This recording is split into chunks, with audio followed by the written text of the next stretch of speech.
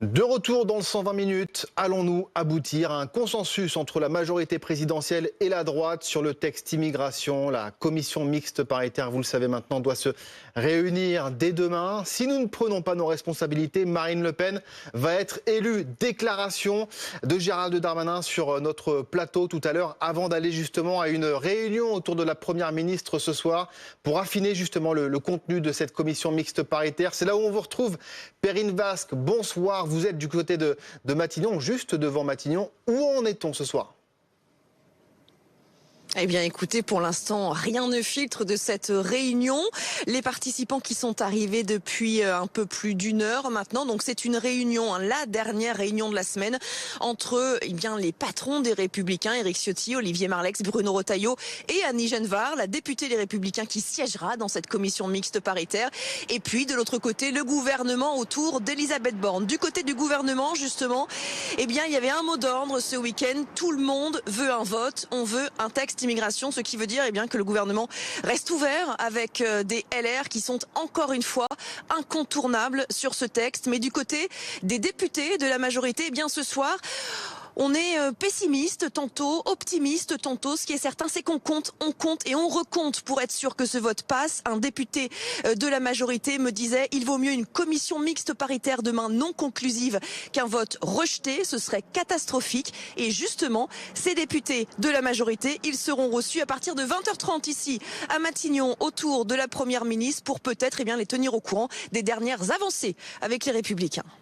Merci beaucoup Perrine Vasque. Allez vous mettre au chaud, évidemment, sur ce plateau. Alexis Cuvillier, journaliste politique du service politique de BFM TV. Et William Tay, politologue et président du think tank Millénaire. Merci d'être avec nous sur ce plateau. Alexis Cuvillier, si on comprend bien ce que nous disait Perrine, rien n'est joué en fait.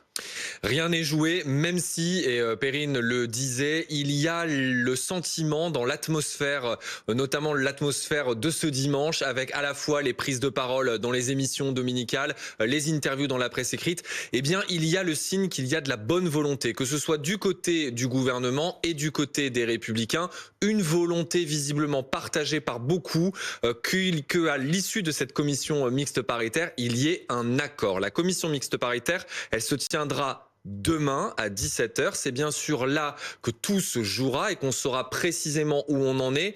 Il n'est pas certain qu'on sache exactement ce qui se sera topé éventuellement autour de la table de la Première ministre ce soir à Matignon à l'issue de cette réunion avec les Républicains. On comptera bien sûr sur certaines informations que nous essayerons d'obtenir. Des indiscrétions, exactement. Mais ce n'est pas certain. Il y a aussi le respect institutionnel. J'allais dire, Yaël Braun-Pivet le disait par exemple ce midi. Elle était notre invitée. Elle tient à ce que le mot final soit bien celui de cette commission mixte paritaire prévue dans la Constitution. 7 députés, 7 sénateurs qui devront éventuellement s'accorder donc sur un texte. On sait qu'il y avait encore des points d'achoppement, mais le sentiment, j'allais dire général, c'est qu'on est évidemment plus près d'un accord ce dimanche soir qu'on ne l'était il y a 2 jours. Bon, dans tous les cas, s'il y a accord, ce sera un texte qui sera durci par rapport au texte initial. Parce que si on tape dans la main des LR, c'est forcément pour durcir le texte. C'est forcément pour durcir le texte, surtout que la position des LR a été plutôt claire. C'est-à-dire qu'eux veulent revenir au texte le plus proche de celui qu'ils avaient proposé au Sénat.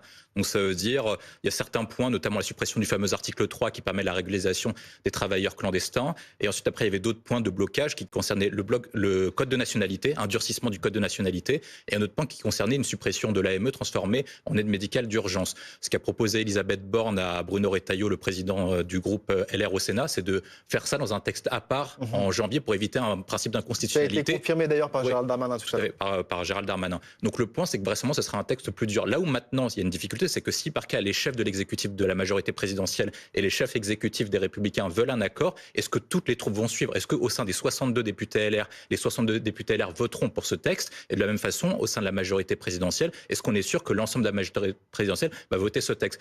D'un côté de LR, il y a un blocage, c'est notamment les troupes de Pradier, même s'il s'exprimait aujourd'hui sur le fait de vouloir un accord, notamment si le texte revenait plus proche de celui du Sénat. Et du côté de la majorité présidentielle, c'est celui de l'aile gauche. Si le texte est beaucoup trop loin, une partie de l'aile gauche pourrait faire défection. Notamment sur les allocations pour les étrangers, la présence, en tout cas le délai de présence de ces étrangers en France pour obtenir ces allocations. Tout à l'heure, Gérald Darmanin était sur ce plateau. Et alors, il a eu cette phrase qui a en tout cas fait réagir. Je vous propose d'écouter le ministre de l'Intérieur.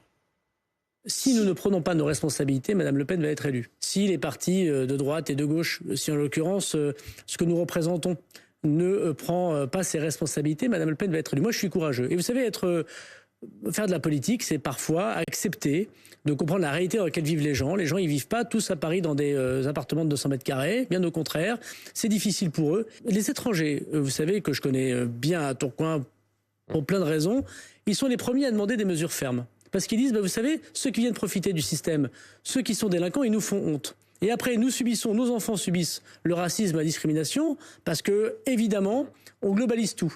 Ils sont les premiers à demander des mesures de fermeté. Alexis Cuvillier, si nous ne prenons pas des mesures fermes sur ce texte, Marine Le Pen serait élue. Ministre de l'Intérieur, il brandit une nouvelle fois cet argument, en tout cas, qu'il porte depuis longtemps maintenant. Vous avez raison de dire une nouvelle fois, parce que là, dans la façon dont Gérald Darmanin s'exprime, on entend bien sûr ce qu'il a pu dire à Tourcoing. Vous vous souvenez, lors de cette rentrée politique qui avait été extrêmement commentée, où il disait qu'il voulait incarner ces classes moyennes, être d'une certaine façon un rempart à ces classes moyennes populaires qui se tournent vers Marine Le Pen.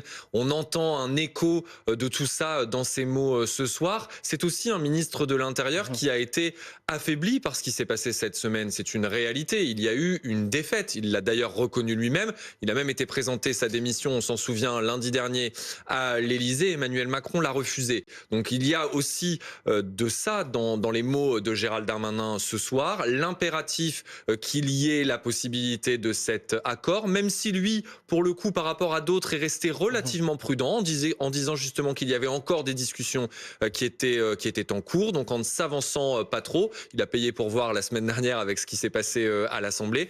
Et donc, il est, Gérald Darmanin, là, face à un moment important. Si le texte est voté mardi soir, il y aura une victoire pour lui après bien des péripéties. William, peut-être très rapidement, parce que j'aimerais qu'on écoute ensuite Mathilde Panot et Marion Maréchal. Il y a 2 points principaux. Le premier, c'est que Gérald Darmanin doit essayer de convaincre ses troupes, notamment l'aile gauche de la majorité, à voter un texte. C'est de dire, si par cas on ne voterait pas ce texte, est-ce que vous êtes prêt à accepter au nom de vos convictions le fait qu'éventuellement Marine Le Pen puisse passer dans 4 ans ou enregistrer une victoire lors des élections européennes? L'autre point que je vois, c'est que vous avez une montée inexorable du Rassemblement national. On l'a vu dans des sondages à la fois en cas d'hypothèse dissolution et même en cas des élections européennes. Donc si par cas, le Rassemblement national est motivé par 3 principales raisons de vote. La demande sociale, qui est très importante en raison du contexte inflation, la demande d'ordre qui est puissante et la question de l'impuissance publique. Si par cas les partis de gouvernement sont en incapacité de pouvoir gérer les problématiques des Français, alors les Français peuvent se tourner malheureusement vers le Front National. On va écouter aussi un autre échange, parce que tout à l'heure il y avait un débat qui était très animé entre Marion Maréchal et Mathilde Panot, 2 visions radicalement opposées de la France. Écoutez. La France ne sera jamais une nation ethnique, Madame Maréchal Le Pen. Elle sera toujours une nation politique. Les musulmans sont des gens comme les autres. Et je vais vous dire, être français, ce n'est pas une langue, puisque nous la partageons avec 28 pays. Ce n'est pas une religion réelle ou supposée. Être français, c'est adhérer au contrat, liberté, égalité, fraternité. Moi, je ne souhaite pas la guerre civile dans mon pays. Je veux la paix civile. Je vous l'ai dit, j'ai des enfants. Donc je sais que les premières à la payer, c'est ça. Et donc pour éviter évidemment la guerre civile, il faut s'attaquer aux causes. Et moi, je considère qu'aujourd'hui, cette paix civile, elle est menacée précisément par une immigration incontrôlée et précisément par les faits divers que je viens de vous citer et qui sont en lien avec l'immigration. Et que derrière, aujourd'hui, cette montée de l'insécurité, il y a, oui, que ça vous plaise ou non, une guerre de civilisation qui est en train de s'installer dans notre pays. William Tay, vous avez regardé, j'imagine, le débat. C'est vrai que c'est 2 visions, bien sûr, radicalement opposées aujourd'hui. Oui, c'est une vision qui est complètement opposée. Ensuite, après, pour arriver sur la stratégie de chacun, Mathilde Panot a pu réussir sur un point, c'est le fait de pouvoir représenter la gauche dans son ensemble, qui représente un bloc électoral de 30%. Et on peut penser qu'aujourd'hui, même si en raison des polémiques qui ont touché Jean-Luc Mélenchon, la France insoumise est toujours en tête des différents partis de gauche, même si par cas, c'est pas le cas lors des élections européennes. Là où moi je vois un point de problématique sur la stratégie de Marion Maréchal, c'est que je pense qu'elle commet la même erreur qu'Éric Zemmour. C'est-à-dire qu'elle a 2 choix stratégiques possibles, soit parler aux électeurs de Jordan Bardella, soit parler aux électeurs de LR. On a vu que sur la partie régalienne, les 3 partis sont globalement d'accord, sauf que sur la partie économique, elle s'est davantage rapprochée des électeurs de LR que ceux du Rassemblement national. Or, c'est plus facile de récupérer un stock éventuel de 30% d'électeurs plutôt que de parler à 8%, de mesure c'est déjà un bloc qui est soudé. Merci en tout cas, merci à tous les deux d'être venus sur ce plateau.